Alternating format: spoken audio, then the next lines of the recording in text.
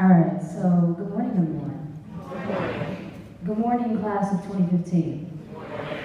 And thank you. I first want to start off by saying thank you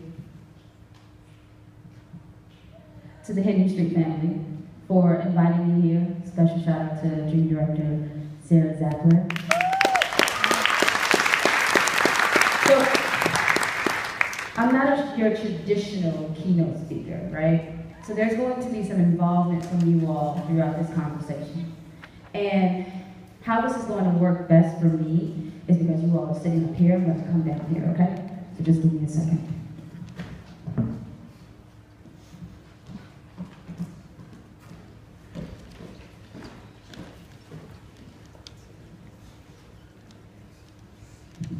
Okay, this is better. So, class of 2015. Hi. Family, friends, staff of the class of 2015. Hi. Hi. So I want you to look to the person to your left and say, you matter. You matter. Then look to the person to your right and say, you matter. Right? So the reason why I had that moment happen is because oftentimes we don't hear that enough. Today, all of these people that are in the audience are here for you. To celebrate your hard work, your determination, those long nights, early mornings, those tests, and that failure. To celebrate your success for saying yes to your commitment to graduate, because you matter. The other thing, class of 2015, is that there is power in your presence. Now, look to the person to your left and say, there is power in your presence. Look to the person to your right and say, there is power in your presence. Thank you. So the reason why I say that, class of 2015, is because there is power in your presence. You are about to step into this world called adulthood, real life. But the reality is that a lot of you have already been in that. A lot of you have already been paying bills or going to work and doing things that not normal teenagers have to do. Because there is power in your presence. The other thing that's really dope about you all is that as young graduates, you are our future. The commitment, the hard work, everything that you put in to go to the next stage is because there is power in your presence. Now, your principals has talked about failure, which is something that I believe in. Because as you're pushing out there into the world and you're going to try new things, you're going to fail hard. It's going to hurt. There's going to be some disappointment. There's going to be moments where you cry. Moments where you feel like you want to give up. However, because there is power in your presence, you won't. Because when you woke up this morning, you knew that you were coming here. You're going to have your cap on, getting ready to accept your diploma and get celebrated because there is power in your presence. People are going to judge you. They're going to try you. They're going to tell you how you're not going to be anything or do anything. Yet there is power in your presence. You're going to hear from other people like, oh, you're not going to college yet? What's wrong with you? That's not for them to decide.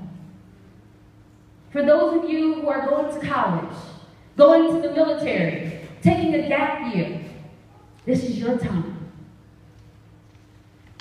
Because there is power in your presence. People are going to try and tell you, oh, maybe you should try that later. Or maybe you shouldn't do that at all. But as you sit here today, it is clear that the power in your presence supported you to be here today. Now, of course, we can't forget about the family, the squad, the team. Because, let's be clear, without their support, you wouldn't be here today. And I want to talk about community. Because as a society, we can't do this by ourselves. And as high school graduates, no, you in the big leagues now. You've been going to school for a long time because you had to. But the reality is that you chose to. Your community, of course, was supporting you through it. Now that you enter into this next phase of life, there are going to be obstacles.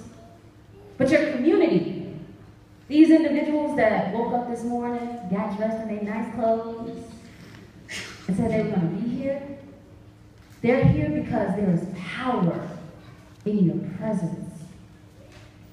The other thing that I want to share with you too is that for me, when I think about that next step, I think about what am I going to do to give back? How am I going to pay it forward? That's my question to you all.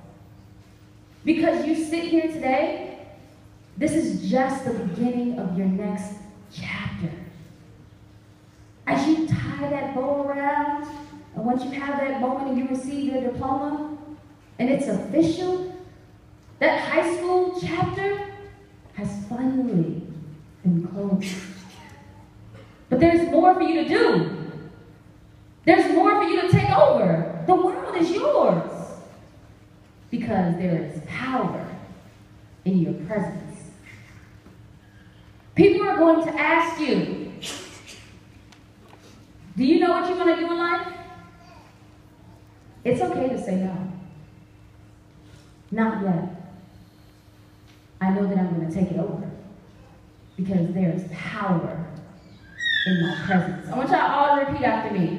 There is power in my presence. There's power in my presence. Say it again. There is power in my presence. There is power in my presence. Now, class of 2015, I was introduced and a little bit about me growing up in Chicago, right? So I'll just share a little bit with you about Chicago and me, the oldest of 7. So I talked about you, I talked about your community, I talked about giving back. So my challenge for you all, and the reason why I wanted to stand here is because I wanted to look at your faces. I wanted to see the dope individuals who are part of the Henry Street class of 2015. You've made history already. And so when I go back to throwback, when I was in high school, I think about those moments when I was just getting ready to graduate. And I was going to be the first to go away to school. I'm the first generation. I'm going to college. But see, for me, my mother, a single parent, she never made it to college.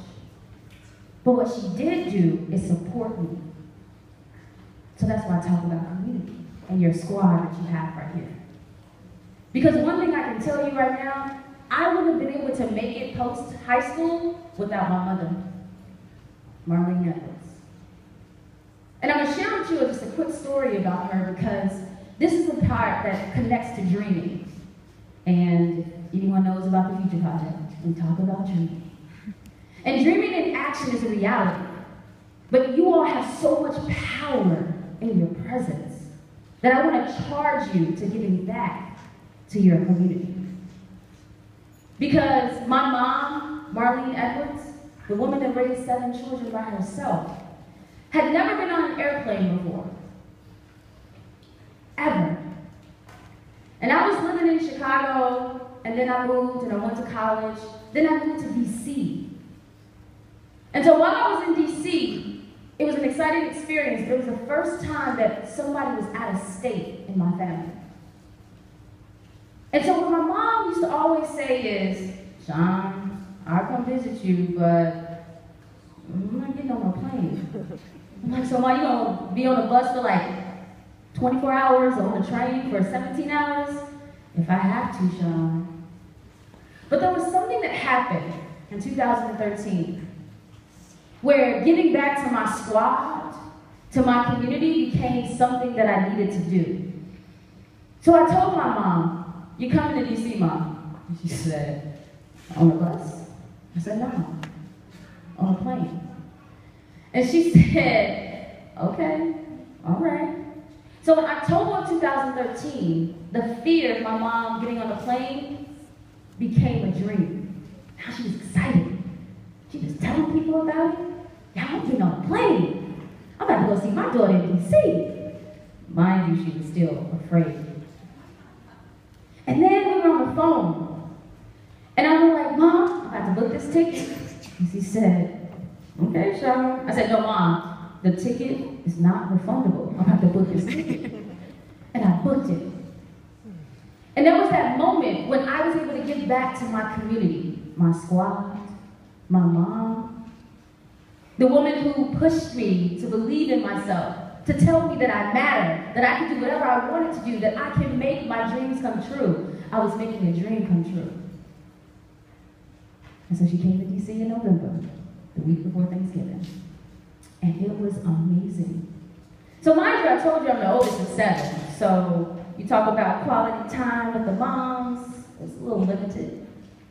But this time, for 4 days, her and I got to hang out. We got to see the sights of DC. She got to stand next to a cutout of Obama, and she was excited because she was at the White House. And it was something different for her. It was a different way, because I was able to give back to my squad, my mother, Marlene Evans. And I remember asking her as I was taking her to the airport, and we were walking past security, and it was the first time ever where I was sending her off versus her sending me off. So we get to the security gate, she gets through,